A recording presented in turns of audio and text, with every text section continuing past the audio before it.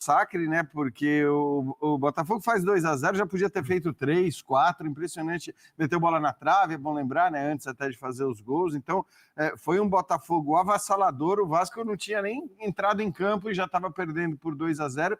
Depois, acho que é até normal, pela maneira como o Botafogo joga, pela característica dos jogadores que tem dele dizer um pouquinho, bom, eu vou baixar um pouco as minhas linhas, vou tentar chamar o Vasco. O Vasco até criou 2 chances, como o Birner disse, mas o Botafogo rapidamente criou outras chances na sequência e poderia ter vencido por mais, né? Foi 3, mas poderia ter sido 4, poderia ter sido 5. Acho que as coisas elas vão se acumulando e os benefícios de um campeonato vão se vendo nos outros campeonatos.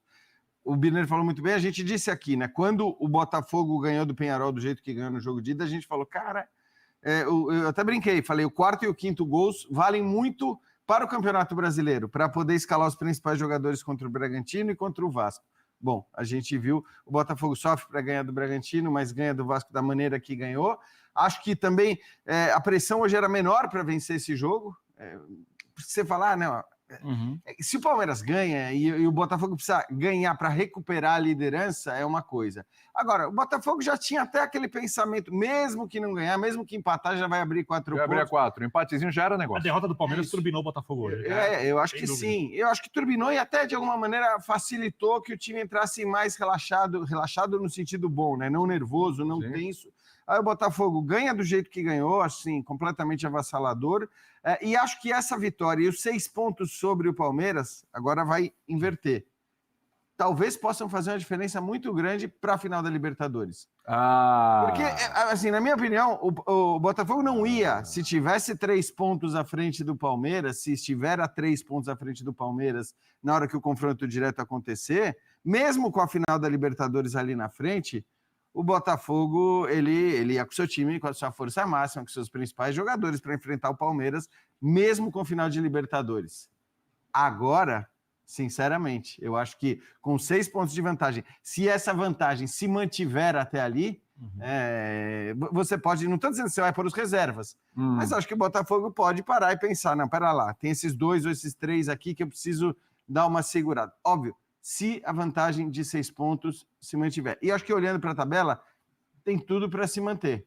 Acrescentando-se o fato de que agora, mesmo nos critérios de desempate, ou o Botafogo está à frente, ou está muito parelho, né? Como é o 2 caso vitórias a mais. 2 vitórias a mais. Na minha esquerda, eu olhei para esse senhor que está aqui, olhei com uma cara de dúvida e vi uma cara de dúvida maior ainda que a minha.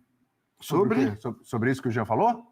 Porque é o seguinte, eu ia falar disso um pouquinho mais à frente, mas tá aqui, tá? A bola tá pingando na mesa. Inverte a ordem. Vamos inverter a ordem, vamos no que tá... Daqui a pouco a gente fala dos jogadores, evidentemente, vamos ouvir o Arthur Jorge, coletivo, mas é o seguinte, vamos lá, você levantou essa bola. Se essa diferença ficar em 6 pontos, jogo contra o Palmeiras, dia 26, a 4 dias da final da Libertadores. Tem essa ideia de que, olha, de repente pode entrar... Vocês com reservas, time mesclado não, e tal. Reservas jamais. Mesclado e tal. É isso. Ok. Porque você pode até perder. Reservar Que você perca. Até o Botafogo chegou no final da temporada em condição de vencer 2 competições, o que é muito difícil. E 2, né, na ordem, na escala de valores... A mais importante é a segunda mais importante. As 2 mais importantes. Agora, ele tem um belo time, cara. E assim, a diferença hoje... às vezes a gente vive de comparar elencos, né, essas coisas.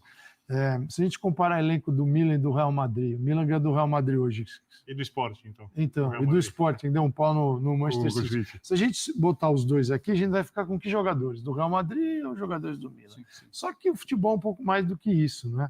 E no caso do Botafogo, ele tem um movimento. Quando você consegue movimentar os jogadores neste nível que o Arthur Jorge está conseguindo, nos minutos iniciais. Mas por que parou? Parou porque se jogar assim 90 minutos... A temporada é pesada. É pesada. E ninguém joga em momento algum. Ninguém joga. E o jogo estava ganho, né? E o Botafogo tem essa vantagem... Um jogador a mais. De poder, e o Botafogo tem essa vantagem de poder jogar de um outro jeito também, né? E não daquele jeito avassalador que ele jogou nos 20 minutos iniciais. Porque as características dos seus jogadores também... Então, assim, na hora que você baixa umas linhas ali, fica olhando para o Luiz Henrique lá na frente com seus companheiros, Você fala, cara, é tudo que eu quero, é uma maravilha também. Então, acho que assim, é muito legal ver que o Botafogo tem várias maneiras de jogar. A gente tem falado já há um bom tempo, né? E muitas vezes no futebol brasileiro, essa avaliação do melhor time, ela dura 3, 4 semanas e depois vem um outro. Sim. Como foi talvez no ano passado, que a gente ficava mudando, né? Quem é o melhor? Agora é esse, agora é aquele. E durava... E o Botafogo, a gente está falando de meses já. Claro que você vai ter um tropeço ou outro, empatou com o Criciúma e tal, é normal, mas de maneira geral, né, pegando um recorte grande, a gente está falando do Botafogo que é superior a muito tempo. A gente até esquece que era um clássico. A gente até passa batido que era um clássico, que era o Vasco, que o Vasco está ali. Não, assim, o Botafogo aniquilou a conversa. Porque o Palmeiras jogou um clássico ontem. E o Palmeiras teve muita dificuldade no clássico. Minutos iniciais de uma forma diferente. A diferença é menor, né? De Palmeiras para Corinthians do que para Botafogo para Vasco. A gente esquece que é um clássico. O Botafogo não permite ou não permitiu hoje essa conversa. Só para ser justo com o Vasco, eu sei que o torcedor do Vasco está muito irritado, etc. Quando você olha a temporada do Vasco e o desempenho no Campeonato Brasileiro, observando ou avaliando o elenco, não tem nada para reclamar. Não, uma temporada bem guerreira do Vasco. E tranquila. Quando a gente fala de rebaixamento. Porque tá com 43 pontos, tá tudo certo. Então, assim, a gente tá falando de times completamente diferentes, de elencos completamente diferentes. A questão só é que essa avaliação... E essa diferença apareceu hoje, Essa avaliação, ela normalmente não existe, né? A avaliação é jogo a jogo. No jogo de hoje, o lado esquerdo do Vasco foi um convite. Defensivamente e ofensivamente. Nada acontecia por ali. As jogadas do Vasco, inclusive logo depois dos 2 gols, eram com Paulo Henrique e Pumita. O Mita no fim foi... Mas a avaliação tem que ser, ele tenha falhado. Tem que ser mais abrangente, eu concordo, né? Assim, só que o jogo de hoje, o Vasco errou. O Botafogo assim, não é fácil, cara. Você fica imaginando o Gabriel Milito lá olhando e pensando, né? É que a situação é um pouquinho diferente. Ele tem 3 zagueiros, mas o que aconteceu hoje, né? O João Vitor foi expulso numa jogada em cima do Adrielson. Sim. O Adrielson não jogava colado na lateral, tá? Do lado esquerdo. O Igor Jesus não jogava na faixa, ele não era o ponta, na faixa. Ele também não estava na faixa central. Ele estava entre uma e outra. Aquilo que a gente chama de meio espaço, entre uma e outra. E fazendo as diagonais para a área. Ele tirava o João Vitor da área, e aí entra Savarino, vem Luiz Henrique. Quer dizer, é um movimento de abrir defesa. Você abre, você puxa, é tática pura. Né? Como é que você vai fazer? Você vai puxar, você vai fazer este movimento. Então, portanto, galera, essa foi a análise da galera da ESPN após a vitória do Botafogo frente à equipe do Vasco da Gama. Uma partida que o Vasco realmente tem que apagar da sua memória. Ou então, pegar e assistir os vídeos para poder não cometer mais os mesmos erros. E aí a cobrança sendo gigantesca para cima de Marcelo Santana, que falou em uma coletiva. Ele falou o seguinte, que o campo fala. E aí o torcedor do Vasco está pegando essa frase e relembrando que o Vasco precisava de zagueiro e não foi fechado com o zagueiro. O Vasco precisava de pontas e gastou milhões no Jean Davi, que hoje, por exemplo, jogou e nem jogou, né? Jogou e não jogou. Essa que é a pura verdade. O Vasco perdeu o jogo, um jogo que desde os 14 minutos já estava perco, né?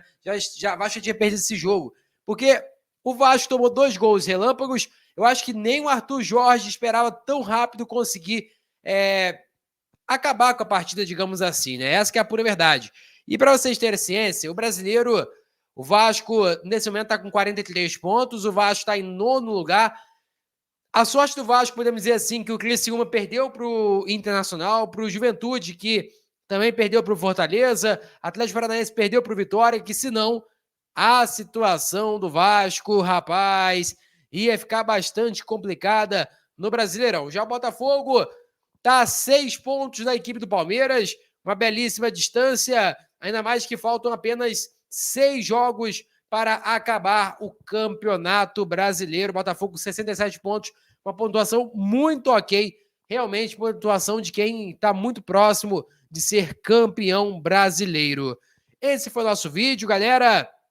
Peço humildemente a você que deixe o like porque apoia bastante o nosso canal. Acione o sininho da notificação para não perder nenhum conteúdo. Se inscreva, cara, é muito importante. A gente está quase alcançando a meta de 50 mil aqui no React do Futebol Oficial. E tem vídeo todos os dias para você não perder nada e ficar bem antenado em todo o conteúdo do futebol. Vou ficando por aqui. Valeu, tamo junto. E é nóis! Fui!